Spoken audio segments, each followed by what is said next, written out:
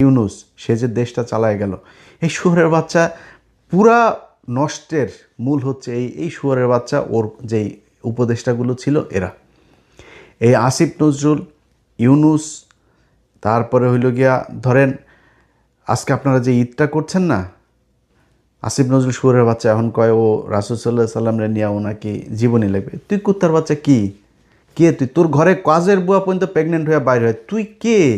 তুই বই লিখবি রাসূল সাল্লাল্লাহু আলাইহি সাল্লামরে নিয়ে, আর তোর বই পড়া লাগবে? তোর বউ হইল রোকেয়া প্যাচি, তোর বউ হইল হুমায়ুন আহমেদের মেয়ে, তুই তো নিজেই শালা নাস্তিক একটা।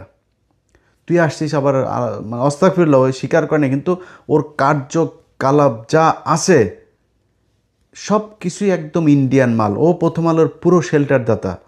ওর কারণে আজকে যেই ঈদটা যাচ্ছে না, যেই ঈদে আপনারা বিশাল আতর সুরমা মাইখা তারপরে বাংলাদেশে ঈদ করলেন প্রথম সারিতে দাঁড়ায় জাতীয় ঈদগাহে, আপনাদের এইখানে বসাইতে অনেক মানুষের জীবন দিতে হয়েছে, অর্থ দিতে হয়েছে, তার পরিবার ধ্বংস হয়ে গিয়েছে, এখন পর্যন্ত জেল খাটছে, গেল 17 বছর ধরে জেলে। সেই মানুষগুলোকে জেলে রাখা তারপরে আপনারা ঈদ পালন করেছেন। এই আসিফ নজরুল শুয়োরের বাচ্চারা, এই ইউনূস শুয়োরের বাচ্চা, এই দুইটার কারণে এরা আছে।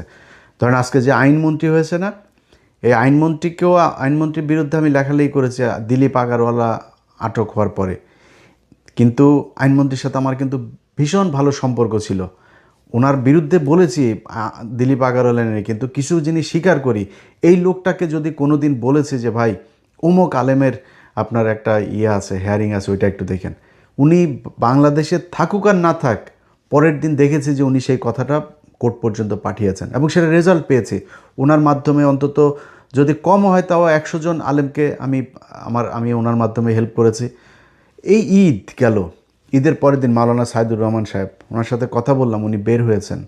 আরে ভাই, সে কেন ঈদ জেলখানায় করবেন? তারেক রহমান, আপনার মায়ের আলেমদের প্রতি যে সম্মান ছিল, আপনার বাপের যে সম্মান ছিল, আশা করি আপনারও আছে। যদি আল্লাহর ওয়াস্তে যদি পারেন এই মানুষগুলিরে ছাড়েন, এই মানুষগুলির সাথে এই মানুষগুলির জেলখানা থেকে বের করার জন্য আর বিডিআর, এই দুইটার জন্য আমার এই পুরো 1.5 বছর ডক্টর ইউনূসের সরকারের সাথে যত সমস্যা সব এইটা নিয়ে, সেনাবাহিনীর সাথে আমার যত সমস্যা এই দুইটা জায়গা নিয়ে।